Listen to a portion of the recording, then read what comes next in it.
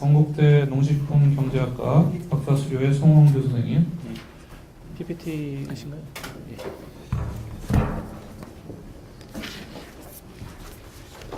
예, 토론에는 이제 환경정의 먹거리 정의센터의 김소연 선생님께서 수고해 주시겠습니다. 아니요. 예, 식량주권, 농생태 패러다임과 학술운동의 역할이라는 제목으로 오늘 발표를 시작해 주십시오. 네. 예, 안녕하십니까. 지금 건국대학교 글로벌 농식품경제학 박사과정을 수료했고요. SSK 먹거리 지속가정 연구대 후보자로 있습니다. 송원규라고 합니다. 네, 어떻게 하다 보니까 제 이야기가 구체적인 거라기보다 상당히 담론적인 글인데 제일 마지막에 배치가 어떻게 예상돼가지고 어떻게 좀 벙벙한 이야기로 이 후속 세션이 마무리되는 것 같아서 조금 당황스럽습니다. 근데 이제 방금 발표하셨던 희정 선생님께서 이제 현장 연구를 하실 때 저는 이제 그 SSK 연구단에서 여러 선생님께 배려해 주신 그 덕분에 국제사회과학연구소라는 이제 네덜란드에 있는 곳에 가서 1년간은 상당히 이제 좀 이론적인 부분을 국제적인 동향이나 이런 것들을 많이 볼 기회가 되었습니다. 그래서 특히 그곳이 식량주권이나 이제 토지 수탈, 농생태 이런 것들을 좀 비판적으로 연구하는 농업 연구자들 집단이 강한 곳이다 보니까 이런 동향들을 좀 국제적인 동향들을 많이 볼 수가 있었고 그런 면에서 어쨌든 저도 갔다 와서 본 것들을 한번 정리하는 기회로 삼으면서 뒤에 이야기했지만 한국적인 상황에서 좀 큰 틀에서 이런 논의들을 어떻게 만들 것인가. 앞에 토론에 나왔지만 식량주권이라는 개념, 농생태라는 개념이 그냥 국제적인 차원에서 보면 상당히 포괄적인 개념인데 그래서 지역적인 차원, 국가적인 차원, 또 국가 내에서도 한 지역적인 차원에서 보면 각각의 의미가 정말 다 다르게 해석될 수 있는 그런 담론들인데 이런 것들을 어떻게 정리하고 만들어 갈 건가 그런 차원에서 좀 글을 정리했다고 봐주시면 좋을 것 같습니다. 그래서 이제 그런 배경을 가지고 시작을 했는데 크게 두 가지 부분에 이제 주목을 했습니다. 이제 새천년 개발 목표에 이어서 지속가능성 개발 목표라는 것이 발표가 되고 논의라는 것이 지속가능성 담론이라는 것이 상당히 사회에서 큰 공감대를 얻고 대체로 크게 보면 뭐 거의 주류로 담론으로 휩쓸려 가는 그런 분위기가 있는데 농업 쪽에서도 이제 마찬가지 분위기가 있고요.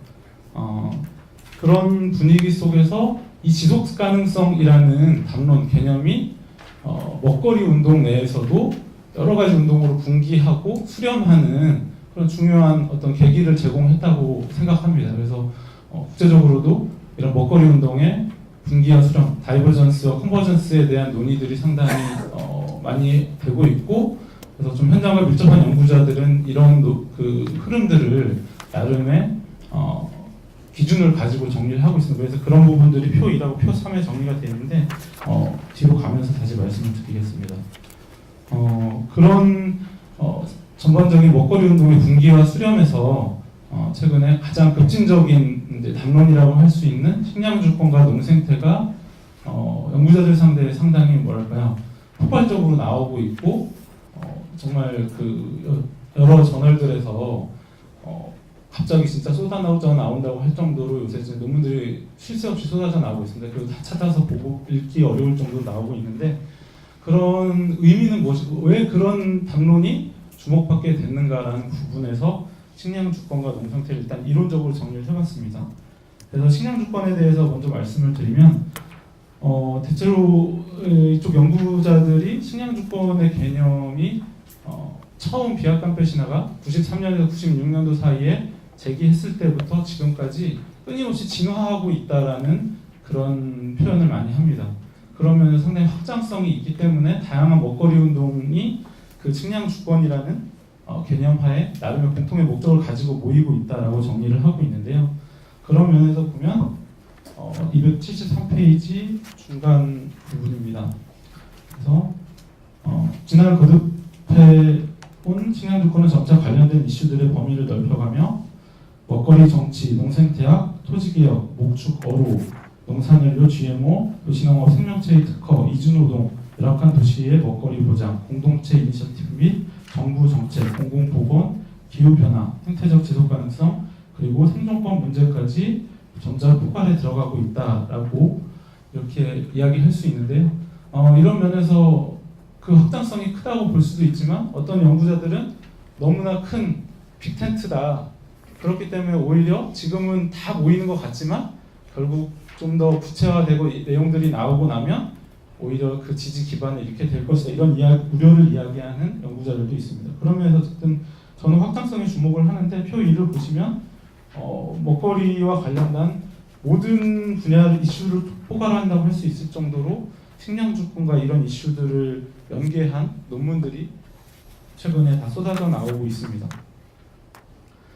이런 면에서 이 식량주권을 중심으로 한 이 먹거리 운동의 수렴이라는 부분도 많이 주목을 받고 있습니다. 675페이지의 윗부분을 보시면요.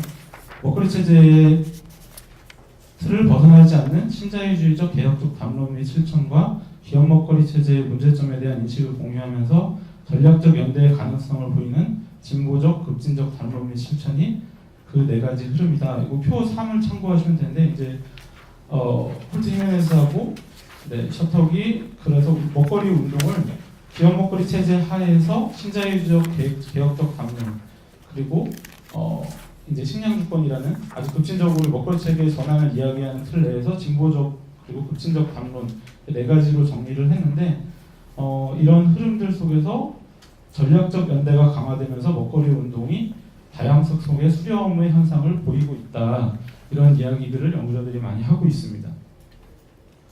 비슷한 측면에서 이제 농생태라는 것도 볼 수가 있는데요. 농생태에 마찬가지로 상당히 개념적으로 진화해 왔다고 이야기할 수가 있습니다. 아까 김지훈 선생님의 그 글에도 발표문에도 이 그림 일이 똑같이 나와 있는데요.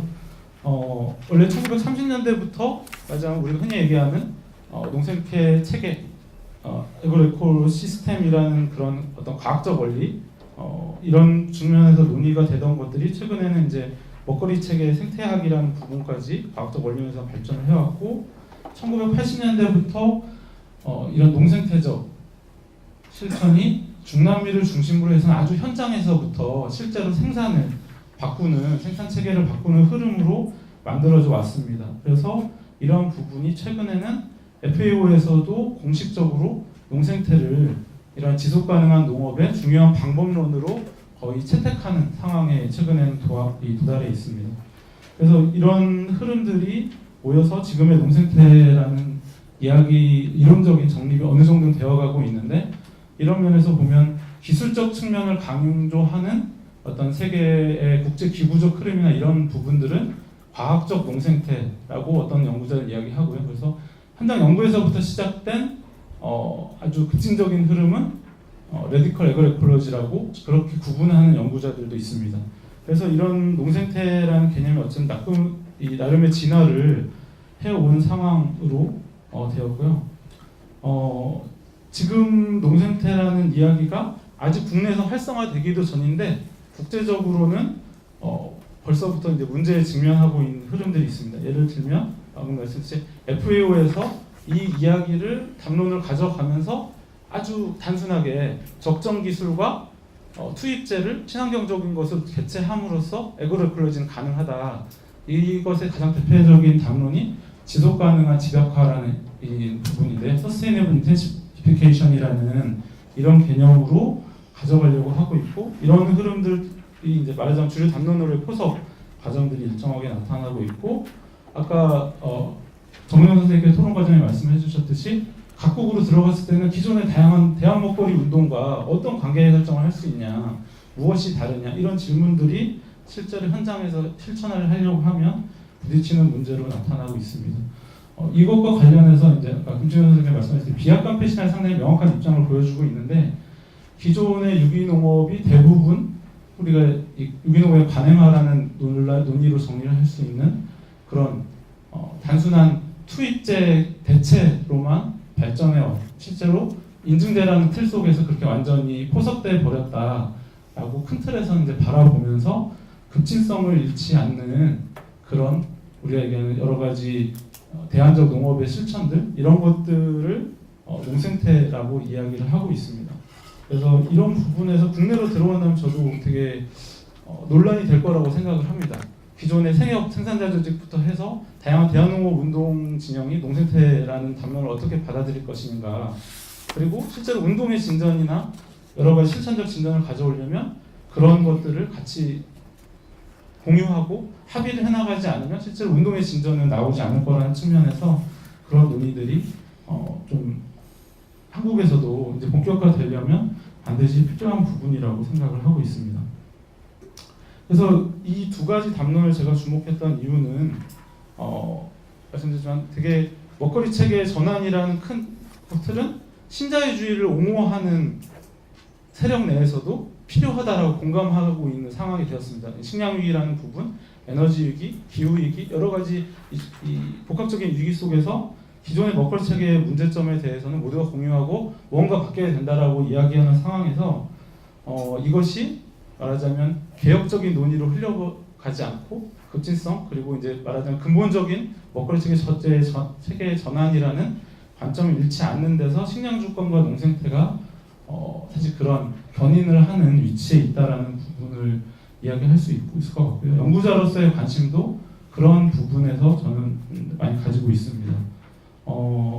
그리고 이제 다른 한쪽에서 얘기하자면 아까 이제 소비 부분에서 이런 농생태 담론이나 이런 것들이 어떤 의미를 갖는가라는 부분도 분명히 이제 정리가 될 부분인데, 제가 최근에 이제 간단히 좀 재밌게 봤던 글 연구자의 글은 기존의 지속 가능성의 세 가지 축이라고 이야기되었던 사회적, 경제적, 그리고 생태적 지속 가능성, 환경적 지속 가능성의 3대 축이라는 것이 상당히 모호하고 정책적으로 목표로서는 구체성이 떨어지는데, 오히려 먹거리의 지속 가능성 부분에서는 세 가지 축을 새로 설정하자.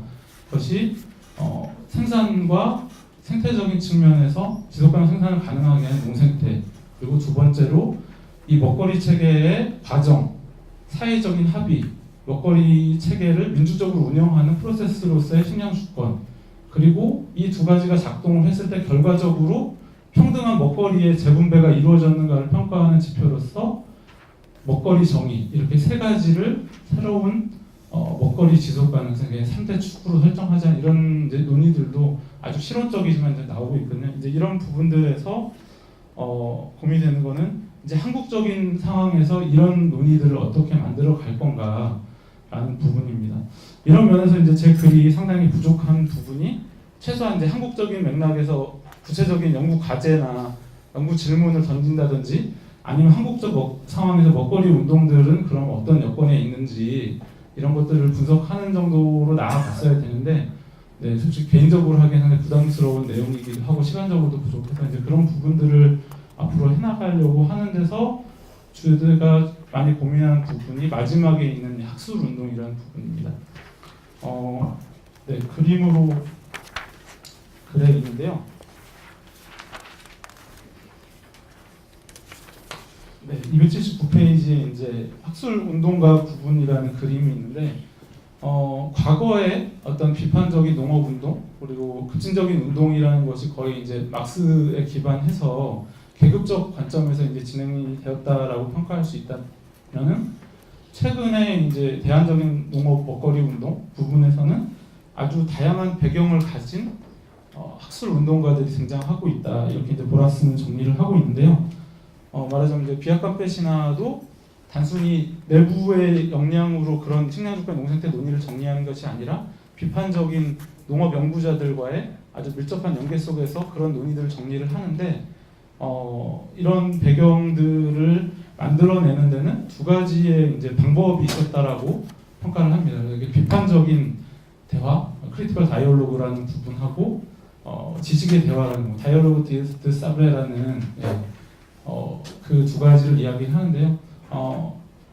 단순히 서로 영역을 구분하는 게 아니라 적극적으로 관여를 하면서도 그 담론들을 현장의 입장에서, 연구자의 입장에서 아주 비판적으로 서로가 상호작용하면서 만들어 왔다는 이런 과정들을 좀 많은 연구자들이 긍정적으로 평가를 하고 있습니다. 그래서 이런 면에서 한국에서는 이런 것들을 어떻게 만들까, 이런 부분이 저희 큰 고민이었기 때문에 되게 큰 담론이고 어떻게 보면 공공한 이야기임에도 불구하고 이런 글을 정리를 했고요. 안타까운 것은 예를 들면 이런 농촌사회학회에서도 이 현장의 이야기를 연구자가 정리를 했을 때 이 활동가들이 와서 토론을 하긴 하는데 상당히 일회성에 그치고 근데 그 순간에 그 이제 정리가 끝나는 그런 게 아니라 지속적으로 중요한 담론들에 대해서는 꾸준히 이걸 반복을 하면서 내용을 축적하고 서로가 서로에게 이제 상호작용을 하는 이런 과정이 필요하지 않나. 지금의 시대가 전환이라는 걸, 이 트랜지션을 걸 이야기할 때는 그런 흐름이 없이는 각자의 고민을 정리하는 수준에서 그칠 수밖에 없는 게 지금의 이제 지구적인 먹거리 체계 상황이 아닌가. 이런 고민으로 좀 무모한 이야기지만 이 발표를 마무리하도록 하겠습니다. 감사합니다. 예, 감사합니다. 그러면 토론으로 김소연 선생님께서 토론해 주시겠습니다. 네, 안녕하세요. 네, 안녕하세요. 저는 먹거리 정의센터의 김소연이라고 합니다. 저는 사실은 오늘 여기가 이 섹션이 후속 학년 세대 뭐의 농업 농촌 연구인가요? 그렇게 하는데 그래서 그런 세션이라고 알고 있었고요. 그 다음에 송은규 선생님께서 발표해 주신 건 읽어봤는데 너무 좋아서 제가 학문적으로 이걸 코멘트를 한다거나 할 필요가 없겠다. 그리고 이 농생태학에 대한 다양하다가 굉장히 방대한 양을 도표를 통해서라든가 여러 가지 방법을 통해서 맥락도 굉장히 잘 잡아주시고 있고요. 일단 자료, 농생태학이라는 게 지금 이제 우리나라에서 별로 논의가 되지 않았는데 일단 출발은 일단 어떤 논의가 있는지 알아야 된다는 측면에서 굉장히 자료가 풍부해서 참 감사하다는 말씀을 드리고 싶고요. 제가 이 세션 같은 경우는 특히 후속 후속 학년 세대이고 농생태학에서 이 주제가 제 이제 토론 주제가 학술 운동의 역할이라는 것이기 때문에 이게 그 조건에 한해서 학문적 토론이라기보다는 어떻게 만날 것인가 이 문제에 대해서 말씀을 좀 드리고 토론을 좀 하고 싶습니다. 두 가지 측면에서 말씀을 드리고 싶은데 한 가지는 농생태학의 확장을 사회운동과 결합을 어떻게 할 것인가의 문제하고요. 두 번째는 실천, 그러니까 학계하고 아카데미하고 실천 현장이 어떻게 만날 수 있을까라는 두 측면에서 좀 토론을 드리고 싶은데요. 아마 토론하는 과정에 아마 질문 등이 있을 수도 있어요. 네, 토론을 말씀드리면 첫 번째는 제가 이제 말씀드리고 싶은 거를 아예 얘기를 하셨는데 지속 가능성이라는 측면에서 이 연구가 지금 농생태학하고 식량 주권이라는 거는 굉장히 잘 다루고 있어요. 근데 본인도 얘기를 하셨듯이 이게 먹거리 정의라는 거가 만나면 훨씬 이렇게 다리가 튼튼할 수 있을 거라는 생각을 했는데 제가 그 지점을 좀 지적을 하고 싶은데 본인이 말씀을 하셨기 때문에 제가 토론할 거리가 없었는데 이 측면에서 보자면 그러니까 말씀하셨듯이 농생태학은 굉장히 생태적 관점이고 공간 자체로 보면 농촌 공간이잖아요. 그리고 식량 주권이라는 거는 민주적 절차라든가 합의의 과정을 얘기하고 그거에 대해서 국가 단위에서 일어나는 그럴 수 있고요. 근데 세 가지가 사실은 다 포함을 하고 있지만 강조점에서 그다음에 여태까지 이게 개념이라든가 이 운동이 태동했던 배경이라든가 출발점이라든가 경험의 축적 과정에서 강조하는 지점이 달라지거든요. 먹거리 정의라는 거는 여기도 생산부터 해서 가공, 유통, 소비, 폐기까지 다 얘기를 하고 있지만 우리나라에서는 아무래도 이게 소비자 측면이 강하거든요. 어떻게 먹는 사람의 측면에서. 그리고 그렇기 때문에 도시공간에서의 문제를 많이 얘기하고 있습니다. 도시공간에서 어떻게 배분을 할 것이냐, 어떻게 먹거리 인권의 문제를 바라보고 있기 때문에 조금 강조점이 다른 것 같아요. 그런데 이게 제가 보기에 이제 송영구 선생님 같은 경우도 큰 기여를 하셨지만 농생태학하고 식량 주권은 굉장히 잘 만나 있는 것 같아요. 특히 농촌사회학에서는 그 논의가 풍부하게 이루어졌다고 생각을 하거든요. 근데 먹거리 정의와의 결합은 별로 없다는 생각이 들었어요. 이거는 어쩔 수 없는 걸 수도 있어요. 왜냐면 농촌사회학이라는 게 농촌운동을 하시고 농촌학을 하신 분들이 농촌사회학을 하신 분들이 만났는데 아무래도 그쪽 관점에서 저쪽을 보게 되는 건데 저 같은 경우는 이쪽 관점에서 먹거리 쪽에서 이쪽을 보다 보니 약간 비약하지 않는가라는 생각을 해서 우리나라에는 음식 사회학이나 이런 건 안 생길까 근데 없기 때문에 아마 농촌사회학에서 그런 역할까지 그런 이슈나 그런 학문적 영역이나 이런 걸 좀 포함했으면 좋겠다는 생각을 하고요. 이게 그러니까 뭐 그래서 특히 이제 그렇게 만났어요. 왜냐면 이 농촌 문제하고 농업 문제만 강조했을 때 다른 측면에서 어떻게 생각하면 이게 약간 농업의 문제, 농촌의 문제라고 이렇게 너무 이렇게 축소시킬 수 있기 때문에 먹거리 정의라는 관점을 도입했을 때 훨씬 확장할 가능성이 높다. 이 학문적으로나 운동적으로 확장할 가능성이 높다고 생각을 하고요. 그렇게 생각하는데 제가 이제 현실적으로 고민하는 게 하나가 있었어요. 왜냐면 우리나라 한국에서 식량주권이라든가 농생태학이라든가 그런 쪽에서 의미 있는 실천 성과라고 보면 친환경 공공부시라든가 아니면 로컬푸드라든가 뭐 이런 걸 굉장히 성과잖아요. 그건 학문과 실천 영역이 함께 만들어낸 성과인데 그게 이제 먹거리 정의적 관점에서 보면 가끔은 발목을 잡는 경우가 있습니다. 왜냐면 먹거리 정의라는 거는 먹거리는 모든 사람이 누려야 될 기본권이라고 생각을 하고 이제 공공이 사회가 책임져야 되는 문제라고 생각을 하는데 친환경이 먼저 앞에 딱 떠버리면 친환경이 아니래도 먹거리 접근성이라든가 양질의 먹거리를 좀 먹었으면 좋겠는 사람한테 친환경부터 먼저 주자라고 하면 이게 정치적 논란으로 변하는 경우가 있습니다. 그래서 그런 현실적으로 그러니까 그런 이슈가 어떤 관점에서 보느냐에 따라서 현실적에서 부딪히는 부분들이 있다는 거죠. 그래서 그런 것들이 말씀하셨듯이 비판적 대화라든가 아니면 학문 간 대화를 통해서 좀 해결해야 될 지점이 있지 않을까라는 생각을 하고요. 두 번째 말씀드리고 싶은 거는 학교와 실천 현장과의 만남을 어떻게 할 것인가의 문제인데 사실은 실천 현장에서 만남은 저는 그런 생각을 합니다. 실천 현장, 그러니까 학문 안에서도 좀 만났으면 좋겠다. 그러니까 학문 안에서도 사실 연구자잖아요. 연구자는 연구를 해서 업으로 하는 사람이거든요. 연구를 해서 하는. 근데 업을 연구한다고 해서 이게 다 똑같지 않잖아요. 다 아시겠지만. 그러니까 뭐 전임 교수라든가 아니면 국책 연구기관이나 기업에 있는 연구기관에서 뭐 풀타임으로 일하시는 분들하고 비정규직으로 일하시는 연구자하고는 다른 거죠. 그래서 그 연구자들 간의 만남을 어떻게 할 것인가. 그래서 사실은 안정되지 않은 연구자들 같은 경우는 뭐 젊은 연구자들, 특히 이제 이실시원이 이제 후속 그 연구자들에 관계된 논의를 하는 걸로 알고 있었는데 그런 연구자들이 사실은 이렇게 성공규 선생님처럼 농생태학이라는 새로운 걸 막 갖고 들어오잖아요. 근데 이게 지원이 안 되면 연구를 계속 해나갈 수가 없거든요. 그래서 뭐 학회 차원이라든가 아니면 그런 데서 어떻게 이 연구자들을 지원할 것인가, 이런 연구가 끊기지 않게 할 것인가라는 그런 노력을 좀 했으면 좋겠다라는 생각이 들고요.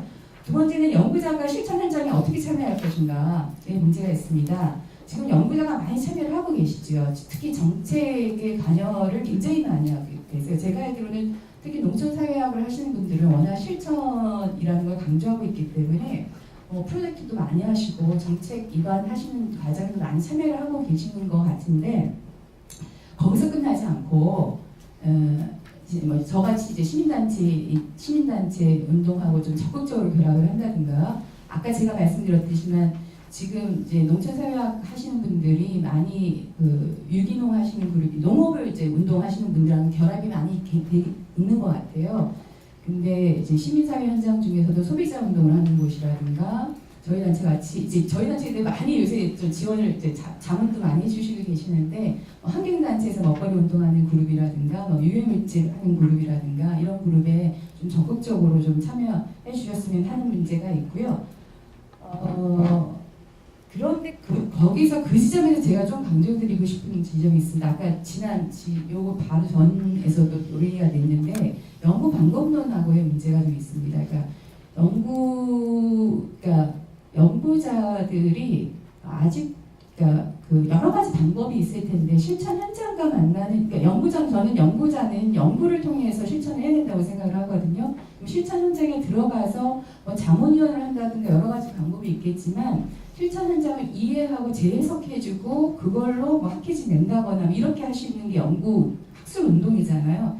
그런 운동에서 조금 다양한 연구 방법론을 좀 했으면 좋겠다라는 생각을 했고요. 뭐 요새 새롭게 등장하고 있는 뭐 액션 리서치라든가 액션 리서치 같은 경우는 연구자뿐만이 아니라 전업 연구자뿐만이 아니라 실천가들하고 함께 협업하는 연구 방법이기도 하고 여러 가지 형태가 있겠지만 그런 형태를 했을 때 아마 괴로운 점이 많으실 거예요. 저희같이 시민단체에 있는 분들은 학문적으로 훈련을 받지 않았기 때문에 언어라든가 논리 전개라든가 답답한 부분이 많겠지만 그런 과정을 통해서 협업하는 연구도 협업을 하는 과정 그다음에 학회지에다가 연구만 하고 현장에 있는 자료들 다 가져가시고 같이 공조 안 하시잖아요. 공조도 같이 하시고 기여한 만큼 이렇게 하시는 거. 또 하나는 저는 강조하시는 게 학회지의 계제료가 너무 비쌉니다. 그러니까 학회 그 밖에 있는 사람들은 연구 계제료 때문에 저 같은 경우 못 내겠어요. 그래서 뭐 학회에서 연구비 그 계제를 하시면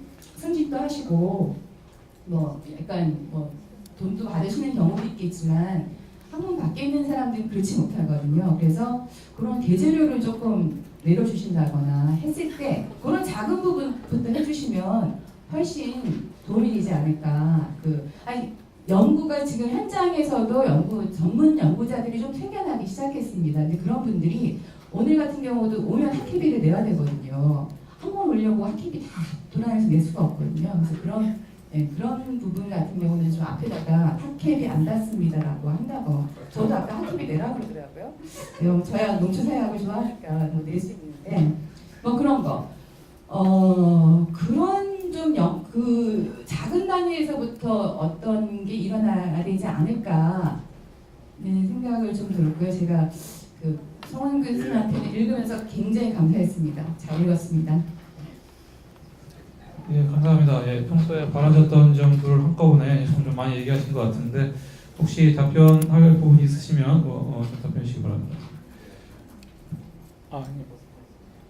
네, 제가 부족했던 부분 그리고 이제 먹거리 정의운동에 대해서 제가 뭐 공부를 거의 하지 못했기 때문에 그런 부분에서 담지도 못했고 그런 좀 부족한 지점에서 좀 앞으로 채울 부분 잘 얘기해 주셨고 또 현장과의 만남에 이런 부분은 직접 지금 그런 위치에 있으시니까 그런 고민 아주 잘 와닿게 이야기해 주신 것 같습니다. 그래서 그런 현장에 들어가는 방법이라든지 식량주권과 이런 좀 급진적인 연구를 할 때 이런 것들에 대해서 많이 이야기를 했으면 좋겠고 저는 선생님들께서 자연스럽게 많이 이야기하시지만 요즘에 어느 학회 가서 젊은 연구자들이 이렇게 숫자가 앉아 있는 데가 드물다고 선생님들께서 가끔 이제 말씀을 하시는데 그런 역할을 할 수 있게 학문 속세대들에게 이제 좀 그런 도움 그런 걸 같이 하는 논의 여러 가지들을 할 수 있는 구조들이 또 한편으로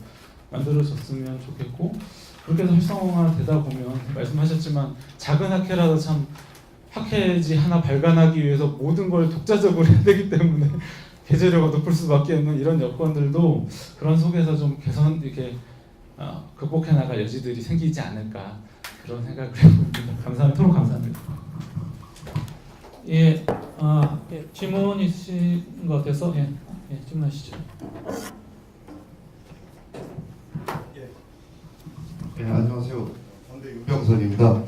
아까 그 어머니 박사님이 그 김신효정 선생한테 그 질문했었던 부분인데 명확하게 답변이 이루어지지 못한 부분 그리고 마찬가지로 이제 그 아그로에콜로지와 관련된 또 송원규 분이 이제 또 발표한 부분하고도 연결돼서 좀 간략하게 좀 말씀을 드리려고 합니다.